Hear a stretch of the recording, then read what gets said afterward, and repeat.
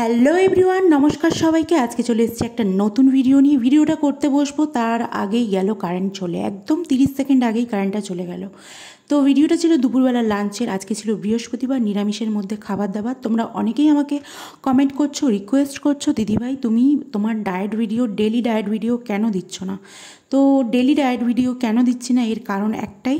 আমি একটা বাড়িতে যেহেতু গৃহবধূ, এবং তার থেকে বড় কথা আমার বাড়িতে দোকানে রান্না প্রচুর তাড়া থাকে, এবং আমার বাড়িতে প্রায় 20-25টা কুকুর বিড়াল। তো এদেরকে সামলাতে, সব কিছু করতে আমার সত্যি এগুলো দেওয়া হয়ে ওঠে না।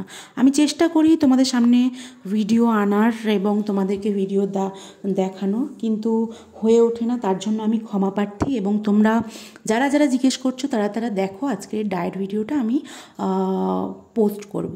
তো এখানে দেখুন, আমি নিয়ে নিয়েছি শসা, আর নিয়েছি 1 কাপ ভাত, আর নিয়েছি মুগ ডাল। আমাদের বাড়িতে আজকে নিরামিষ, তো মুগ ডাল হয়েছিল, মুগ ডালটা নিয়েছি।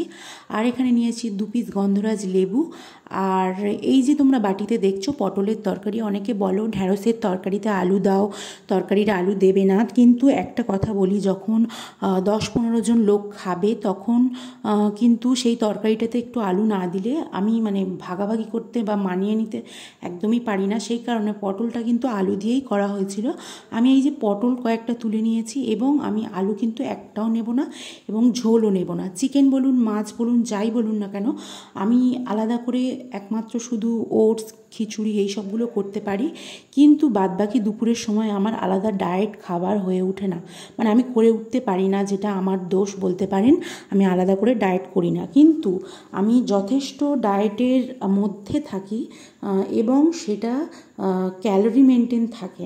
তো আমি পটল খেতে একদম পছন্দ করি না, কিন্তু তবুও আজকে আমি পটল নিয়েছি, তার কারণ আর কোনো সবজি হয়নি, সেই জন্য এখানে নিয়েছি 2-3টে ছোটো ছোটো শশা পেট ভরাতে হেল্প করবে। আর এই যে আমাদের মিনি বিড়ালগুলো, আমার শাশুড়ি মা ভাত মাখাচ্ছে, এত বিরক্ত করছে বলার মতন নয়।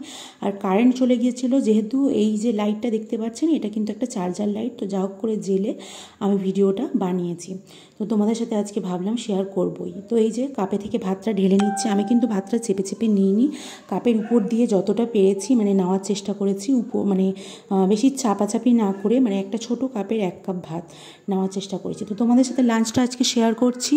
তো দেখো খেতে বসে গিয়েছে, ওদিকে শাশুড়ি মা বিড়ালের ভাত মাখাচ্ছেন, বিড়ালকে দেবেন, এবং আমি সমস্ত কাজ গুছিয়ে রান্নাঘর মুছে মাছে একদম পরিষ্কার করে তারপরেই খেতে বসি। কারণ আমার খেয়ে উঠে একটু ধরো, অনেকের আছে না খেয়ে উঠে কষ্ট হয়, পারে না, তো আমার আমার খেয়ে উঠে কষ্ট হয়, সেই কারণেই আমি খাওয়ার আগে সব কিছু গুছিয়ে গাছিয়ে পরিষ্কার করে তারপরে খেতে বসি।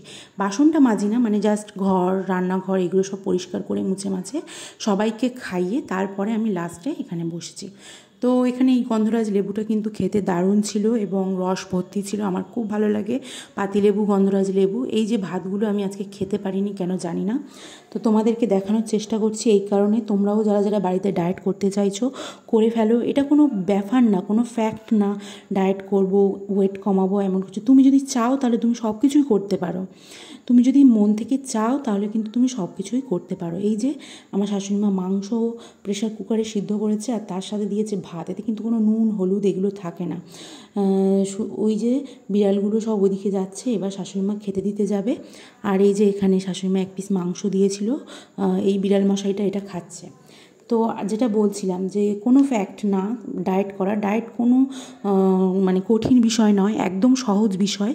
তোমরা জানো না ডায়েট করতে চাইছো যারা, তারা ভাবছো অনেক কঠিন, পেট ভরে কিনা 1 কাপ ভাতে। হ্যাঁ, আমি 1 কাপ ভাতও খেতে পারি না। এই যে দেখছো গরমে ঘেমে স্নান হয়ে গিয়েছি, সেই কারণেই, আর অন্ধকার হয়ে গিয়েছে, কারেন্ট চলে গিয়েছে, সেই কারণেই আমি একটু দেখাতে কম পারছি। তো জানি ভিডিও কোয়ালিটি খারাপ হলে তোমরা কেউ ভিডিও দেখতে চাইবে না, তবুও আমি চেষ্টা করেছি ফোনের লাইটটা জ্বেলে একটু ভিডিওটা বানানোর। তোমরা জানোই তো একটু তোমাদের দিদিভাই একা হাতে ভিডিও বানায়, তো প্লিজ একটু দেখে শুনে মানিয়ে নিয়ে তোমরা দেখো যে ডায়েটটা তোমরাও করতে পারো কি না।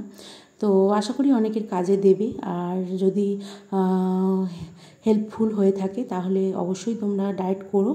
এবং ডায়েট করলে কিন্তু এক্সারসাইজ ডায়েট দুটো না করলে কিন্তু ওয়েট কমে না। তোমরা ডায়েটটা কিন্তু 80% কাজ করে তোমার শরীরের মধ্যে। এই যে আমি ভাতগুলোকে মাখাচ্ছি আর লেবু নিয়েছি আর একটু করে শশা খাচ্ছি আর ডালটা, সত্যি বলতে আমার মুগ ডাল একদম পছন্দ না, আমি খেতে ভালোবাসি না, কিন্তু তবুও কি করব, নিরামিষের দিনে তো খেতেই হবে, আমার কিছু করার নেই। আর এই যে প্রচণ্ড গরম হচ্ছিল, যেহেতু রান্নাঘরটাও পরিষ্কার করেছি, আবার হেল্পিং হ্যান্ড বিকেলে আসবে কি না জানা নেই। এই যে এতগুলো বাসন পড়েছে, এগুলো কি করব জানি না। উনি যদি আসেন তো খুব ভালো, আর যদি না আসেন তাহলে তো মানে গেল, আমাকেই সব কিছু করতে হবে। তো এখানে শশা আর এই ডালটা আমি খেতে পারছি না, এটাই জাস্ট হাত দিয়ে বলার চেষ্টা করলাম।